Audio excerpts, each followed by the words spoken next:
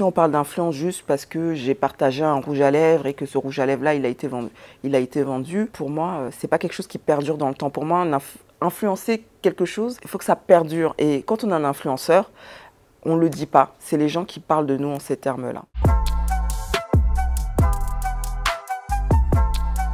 Bonjour, c'est Fatou Ndiaye. Sur les réseaux sociaux, mon pseudo c'est Black Beauty Bag. Je suis créatrice de contenu depuis 2007 sur mon blog qui porte le même nom, blackbeautybag.com, où je parle de beauté, mode et d'estime de soi également. Plus principalement la beauté autour de tout ce qui est estime, beauté et des femmes noires. Je me définis en tant que blogueuse, maintenant créatrice de contenu, parce qu'il est vrai qu'avec Instagram, maintenant, on crée du contenu. Influenceur, j'aime pas trop ce terme-là. Pour moi, c'est un terme qui est utilisé en marketing, dans les réunions. Déjà, pour moi, être influenceur, ce n'est pas que sur les réseaux sociaux. Ça veut dire que ma voisine aussi peut être influenceuse à son niveau par sa façon de penser, sa façon de partager des choses, sa façon de m'inculquer des choses qui vont me faire voir la vie autrement. Si on parle d'influence juste parce que j'ai partagé un rouge à lèvres et que ce rouge à lèvres-là, il a été vendu, pour moi, c'est pas quelque chose qui perdure dans le temps. Pour moi, influencer quelque chose, il faut que ça perdure. Et quand on est un influenceur,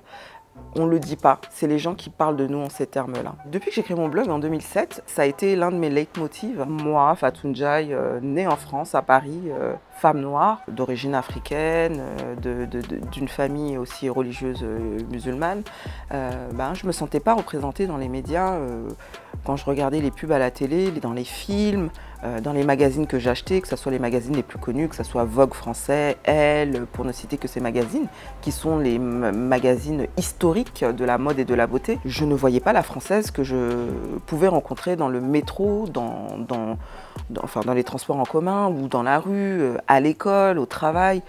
Cette femme-là française, elle est multiple, elle est diverse, elle est grande, elle est mince, elle est grosse, elle est asiatique, elle est maghrébine, elle est handicapée, elle est lesbienne, elle est multiculturelle en fait, et j'ai l'impression que le monde de la beauté et de la mode, le monde de l'image en général, c'est un milieu qui était très aseptisé. Alors je me suis dit, mais comment on peut s'adresser à des femmes en les invisibilisant? Donc c'est de là qu'est partie la conception de mon blog. Ce qu'il y a de cool avec Internet, c'est que ce sont des gens lambda qui ont, grâce à un outil informatique, ont réussi à montrer cette diversité, cette inclusion. Et pour moi, s'il y a de l'inclusion dans ces entreprises, je pense qu'il y aura moins de boulettes pour tout ce qui est bad buzz, de racisme, d'appropriation culturelle. L'Oréal, j'ai commencé à travailler avec eux fin 2014, début 2015, où je faisais partie de leur team d'ambassadrices, blogueuses et youtubeuses. Quand j'ai été contactée par eux, il fallait savoir que c'était quand même un groupe qui était assez décrié, avec des polémiques,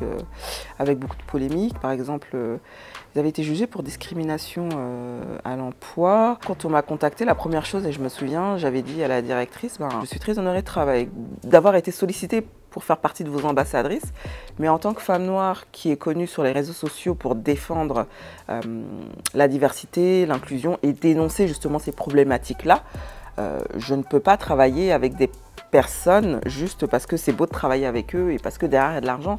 Et moi je leur ai dit, moi c'est ce qui me dérange du côté de L'Oréal, côté français, parce qu'anglophone c'est pas la même problématique. Je suis très contente parce que les personnes chez L'Oréal m'ont fait confiance parce que j'étais une personne qui travaillait sur les réseaux sociaux et qui connaissait sa communauté, donc ils ont fait confiance à cette femme-là. En 2017, j'ai activement participé au fait que les fonds de teint pour les femmes noires ou les personnes qui ont des peaux foncées, mates, puissent être distribués en France plus facilement dans des boutiques, dans des magasins spécialisés pour la beauté. Le dernier zoom que j'avais fait, c'était avec le groupe L'Oréal. C'était avec des chefs marketing, des chefs produits, et on parlait de la problématique du cheveu.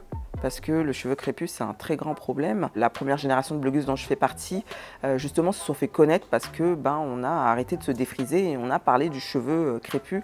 Et du coup, j'étais en train de leur faire comprendre la genèse du cheveu crépus, pourquoi il a été diabolisé, pourquoi il faut arrêter d'employer certains termes marketing comme cheveux adentés, crinière de lion, enfin tous ces termes animalisants qui renvoient à une époque pas très glorieuse. J'assiste beaucoup à ce type de réunion où moi, en tant que consommatrice, en tant que créatrice de contenu, j'ai une autre vision que ces personnes qui sont derrière des bureaux, qui eux voient juste des chiffres, un produit, des dates, sorties produits, et où le côté humain va être peut-être, sûrement même, l'expérience de la consommatrice va être oubliée en tant que femme. La femme noire, quand elle est représentée dans les médias, il y a toujours ce côté exotique. On ne la représente jamais intellectuellement. Est-ce qu'elle a une voix? Est-ce qu'elle a envie de nous partager quelque chose?